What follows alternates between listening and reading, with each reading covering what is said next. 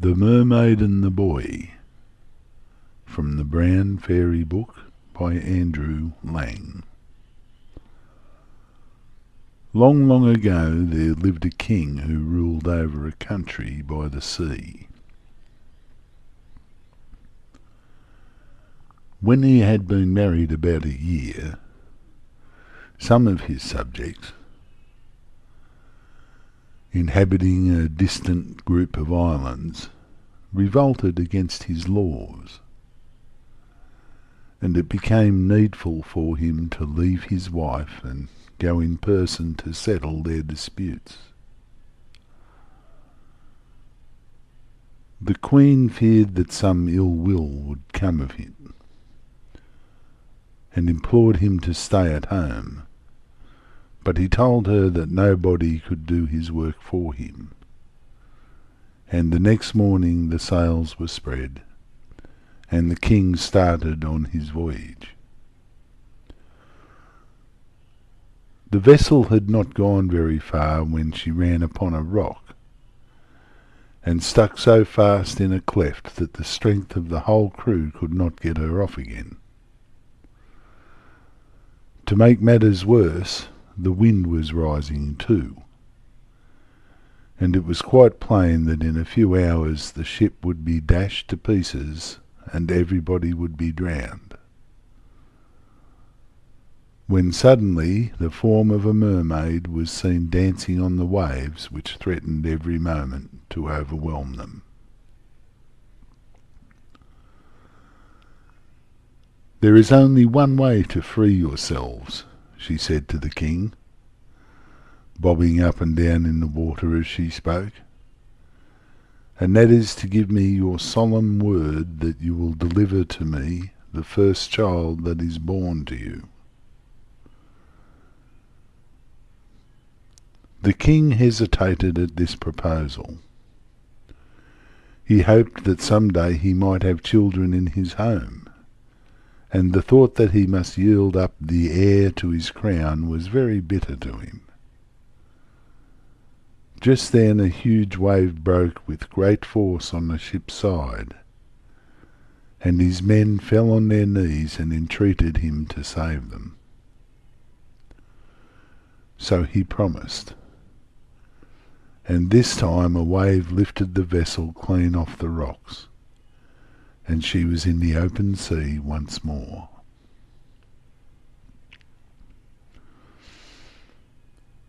The affairs of the islands took longer to settle than the king had expected, and some months passed away before he returned to his palace. In his absence a son had been born to him, and so great was his joy that he quite forgot the mermaid and the price he had paid for the safety of his ship. But as the years went on, and the baby grew into a fine big boy, the remembrance of it came back, and one day he told the Queen the whole story. From that moment on, the happiness of both their lives was ruined. Every night they went to bed wondering if they should find his room empty in the morning, and every day they kept him by their sides, expecting him to be snatched away before their very eyes. At last the king felt that this state of things could not continue, and he said to his wife, "After all, the most foolish thing in the world one can do is to keep the boy here in exactly the place in which the mermaid will seek him. Let us give him food and send him on his travels, and perhaps, if the mermaid ever does come to seek him, she may be content with some other child." And the Queen agreed that this plan seemed the wisest. So the boy was called, and his father told him the story of the voyage, as he had told his mother before him. The prince listened eagerly, and was delighted to think that he was to go away all by himself to see the world, and was not in the least frightened, for though he was now 16, he had scarcely been allowed to walk alone beyond the palace gardens. He began busily to make his preparations, and took off his smart velvet coat, putting on instead one of green cloth, while he refused a beautiful bag which the Queen offered him to hold his food, and slung a leather knapsack over his shoulders instead, just as he had seen other travellers do. Then he bade farewell to his parents and went away. All through the day he walked, watching with interest the strange birds and animals that darted across his path in the forest, or peeped at him from behind a bush. But as evening grew on, he became tired, and looked about as he walked for some place where he could sleep. At length he reached a soft mossy bank under a tree, and was just about to stretch himself out on it, when a fearful roar made him start and tremble all over. In another moment something passed swiftly through the air, and a lion stood before him. "What are you doing here?" asked the lion, his eyes glaring fiercely at the boy. "I am flying from the mermaid," the prince answered, in a quaking voice. "Give me some food then," said the lion. "It is past my supper time, and I am very hungry." The boy was so thankful that the lion did not want to eat him, that he gladly picked up his knapsack which lay on the ground, and held out some bread and a flask of wine. "I feel better now," said the lion when he had done. "So now I shall go to sleep on this nice soft moss, and if you like you can lie down beside me." So the boy and the lion slept soundly side by side till the sun rose. "I must be off now," remarked the lion, shaking the boy as he spoke. "But cut off the tip of my ear and keep it carefully, and if you are in any danger just wish yourself a lion, and you will become one on the spot. One good turn deserves another, you know." The prince thanked him for his kindness, and did as he was bid, and the two then bade each other farewell. "I wonder how it feels to be a lion," thought the boy, after he had gone a little way, and he took out the tip of the ear from the breast of his jacket, and wished with all his might. In an instant his head had swollen to several times its usual size, and his neck seemed very hot and heavy, and somehow his hands became paws, and his skin grew hairy and yellow. But what pleased him most was his long tail with a tuft at the end, which he lashed and switched proudly. "I like being a lion very much," he said to himself, and trotted gaily along the road. After a while, however, he got tired of walking in this unaccustomed way. It made his back ache and his front paws felt sore.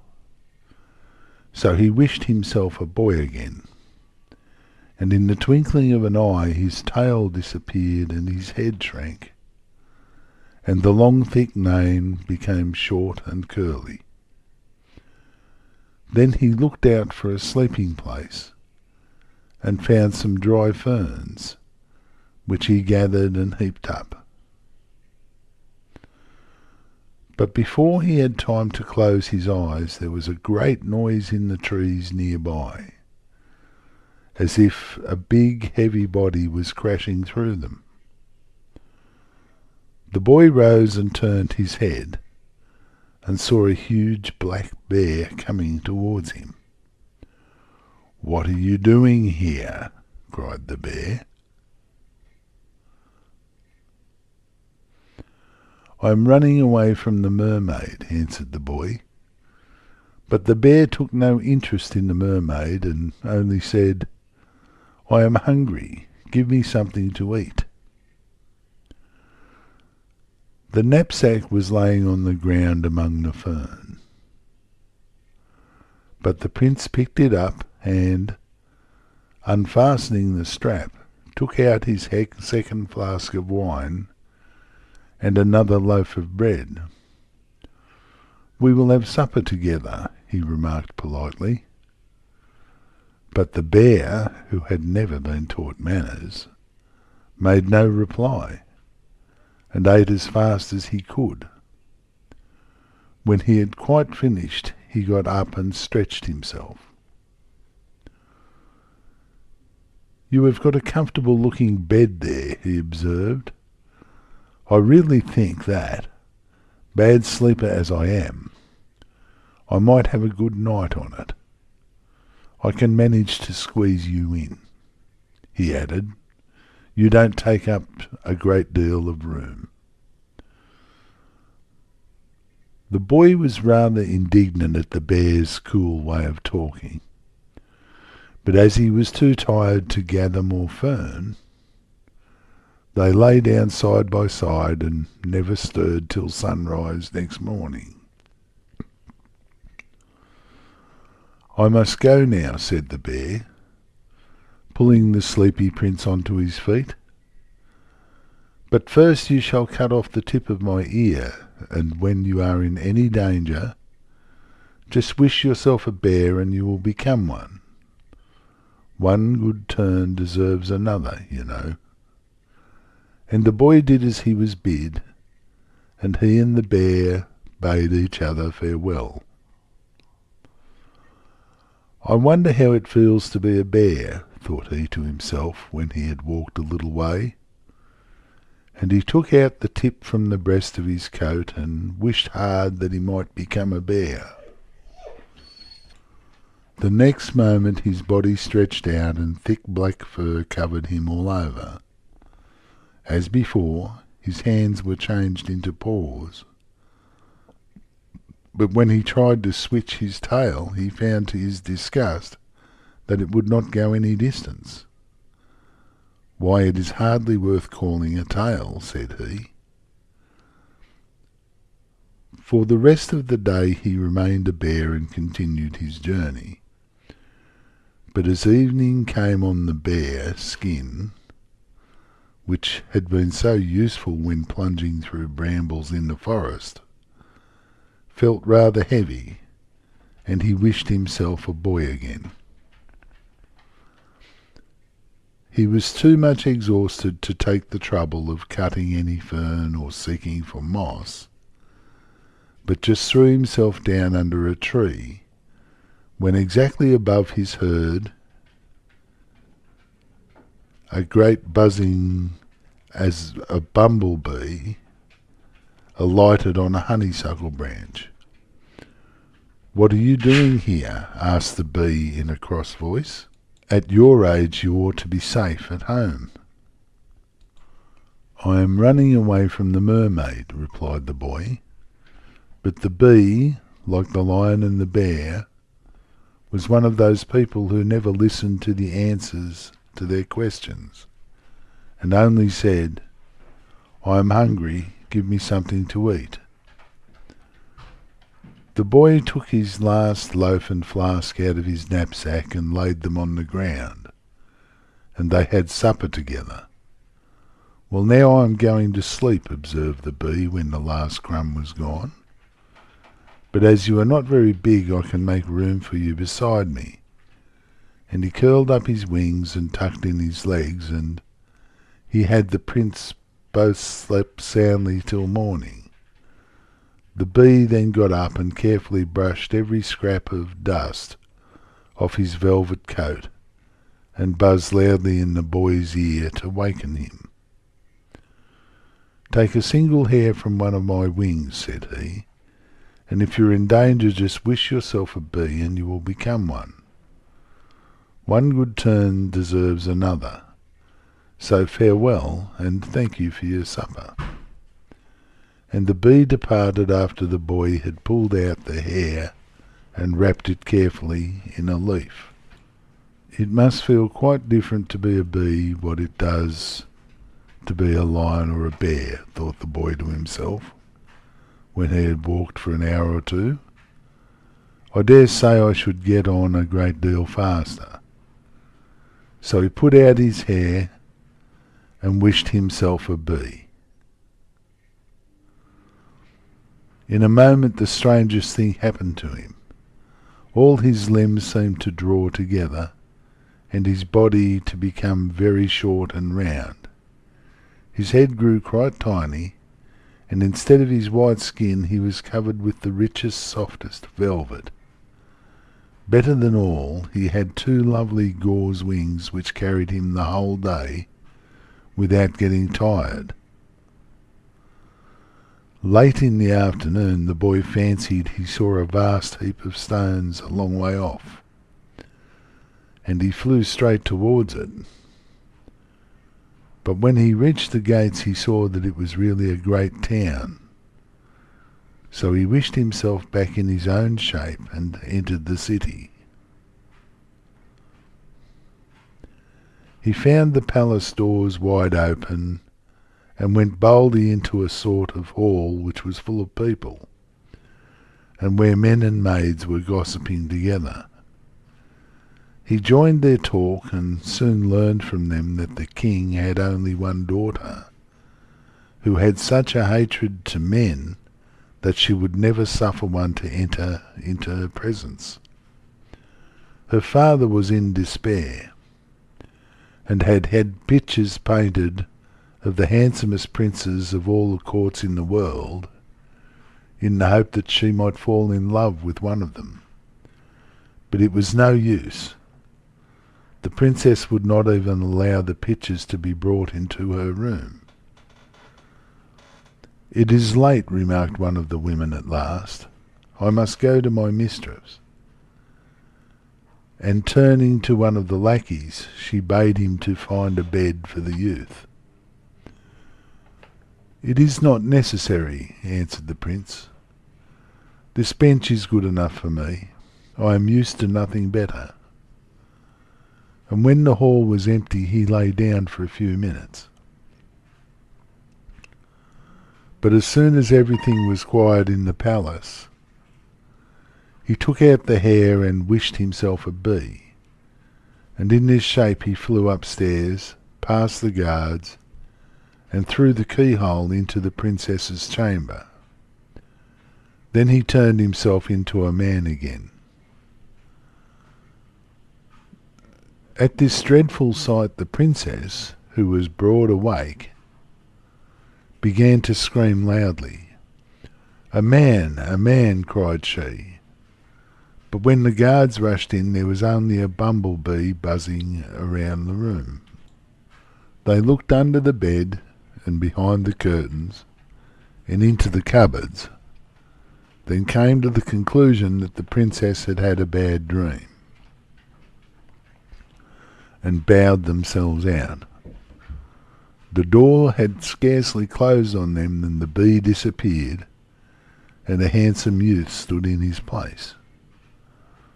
"I knew a man was hidden somewhere," cried the princess, and screamed more loudly than before.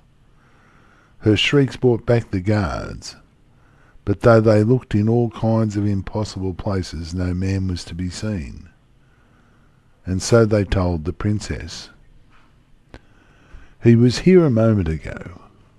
I saw him with my own eyes."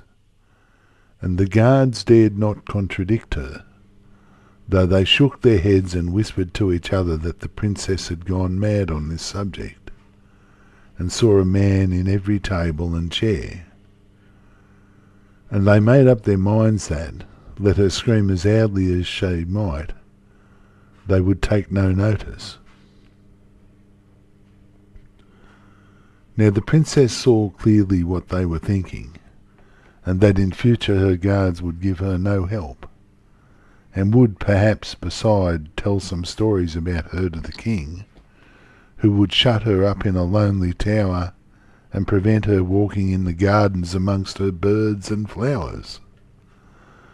So when for the third time she beheld the prince standing before her, she did not scream, but sat up in bed gazing at him in silent terror.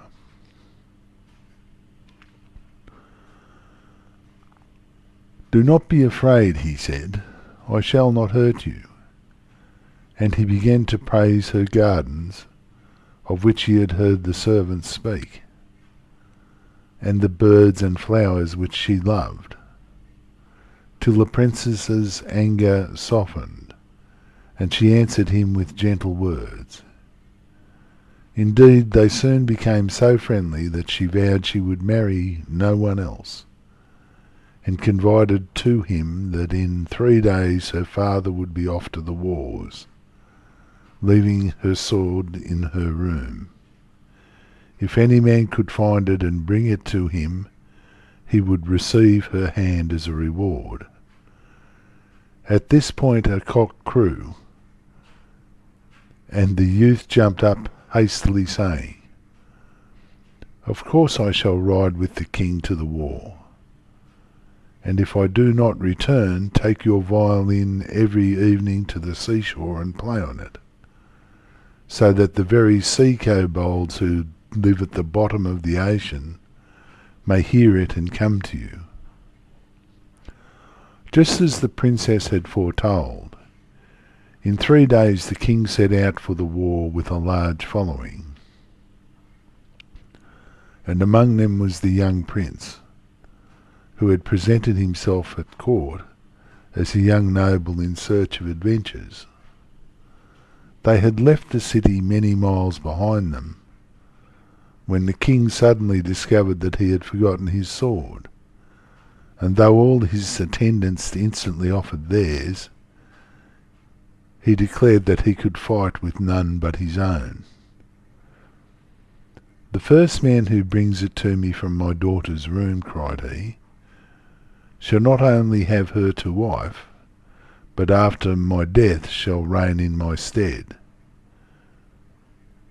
At this the Red Knight, the young prince, and several more turned their horses to ride as fast as the wind back to the palace. But suddenly a better plan entered the prince's head, and letting the others pass him, he took his precious parcel from his breast and wished himself a lion.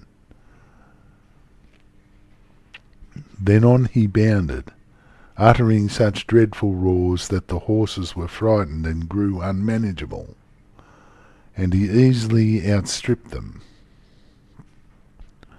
and soon reached the gates of the palace. Here he hastily changed himself into a bee, and flew straight into the princess' room, where he became a man again.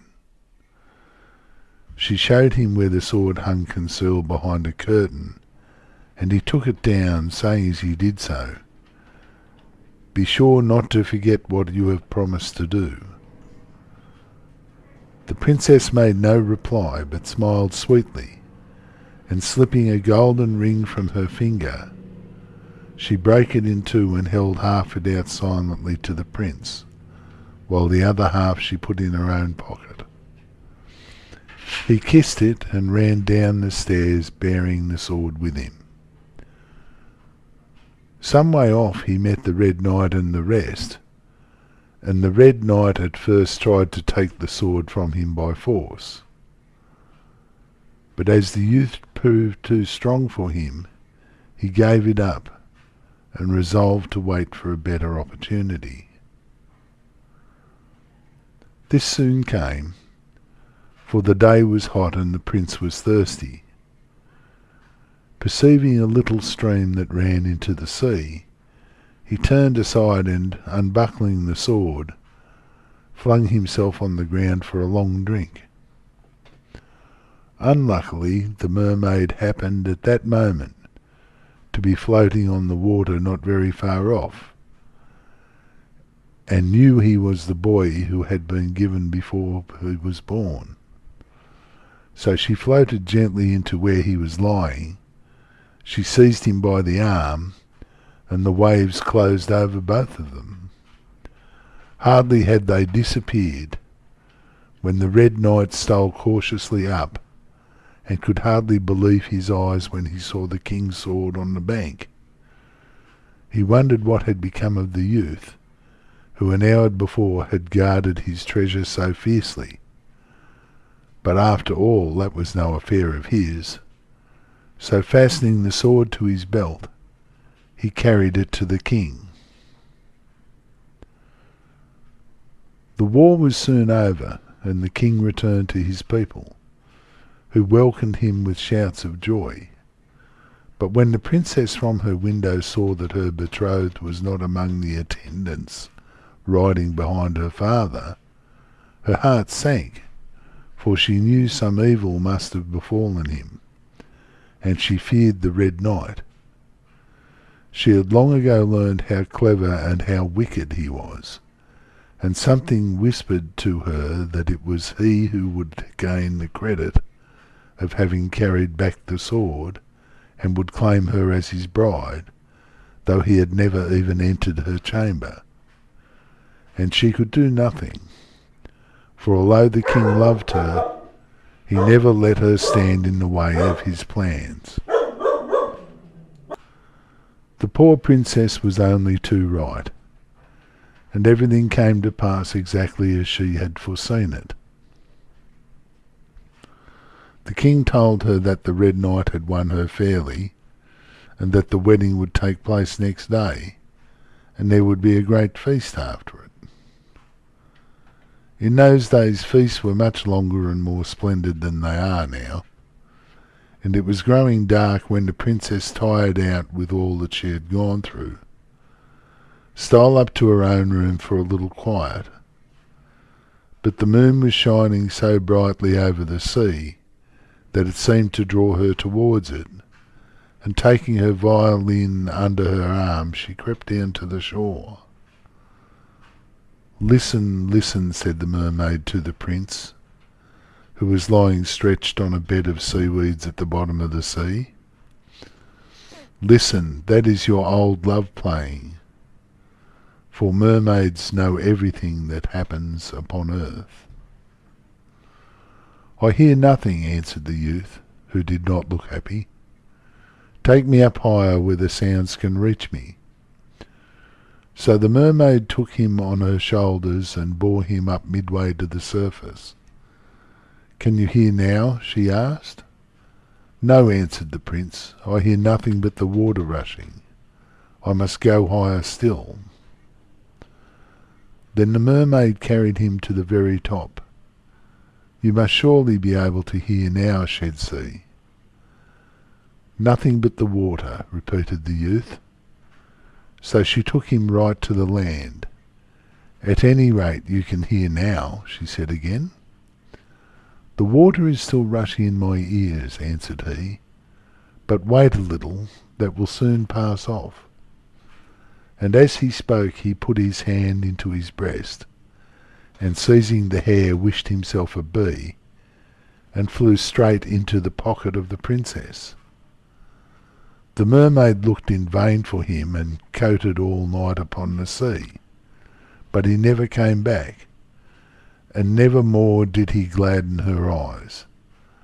But the princess felt that something strange was about her, though she knew not what, and returned quickly to the palace, where the young man at once resumed his own shape. Oh, what joy filled her heart at the sight of him! But there was no time to be lost, and she led him right into the hall, where the king and his nobles were still sitting at the feast. "Here is a man who boasts that he can do wonderful tricks," said she. "Better even than the Red Knights. That cannot be true, of course, but it might be well to give this impostor a lesson. He pretends, for instance, that he can turn himself into a lion, but that I do not believe. I know that you have studied the art of magic," she went on, turning to the Red Knight. "Suppose you just show him how it's done and bring shame upon him." Now the Red Knight had never opened a book of magic in his life, but he was accustomed to thinking that he could do everything better than other people without any teaching at all. So he turned and twisted himself about and bellowed and made faces, but he did not become a lion for all that. "Well, perhaps it is very difficult to change into a lion. Make yourself a bear," said the princess. But the Red Knight found it no easier to become a bear than a lion. "Try a bee," suggested she. "I have always read that anyone who can do magic at all can do that." And the old knight buzzed and hummed, but he remained a man and not a bee. "Now it is your turn," said the princess to the youth. "Let us see if you can change yourself into a lion." And in a moment such a fierce creature stood before them that all the guests rushed out of the hall, treading each other underfoot in their fright. The lion sprang at the Red Knight and would have torn him in pieces had not the princess held him back and bidden him to change himself into a man again. And in a second a man took the place of the lion. "Now become a bear," said she, and a bear advanced, panting and stretching out his arms to the Red Knight, who shrank behind the princess. By this time some of the guests had regained their courage and returned as far as the door, thinking that if it was safe for the princess, perhaps it was safe for them. The king, who was braver than they, and felt it needful to set them a good example besides, had never left his seat, and when at a new command the princess, the bear, once more turned into a man, he was silenced from astonishment, and suspicion of the truth began to draw on him. "Was it he who fetched the sword?" asked the king. "Yes, it was," answered the princess, and she told him the whole story, and how she had broken her gold ring and given him half of it.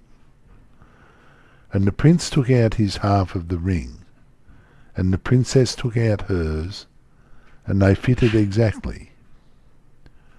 Next day the Red Knight was hanged, as he richly deserved, and there was a new marriage feast for the prince and princess.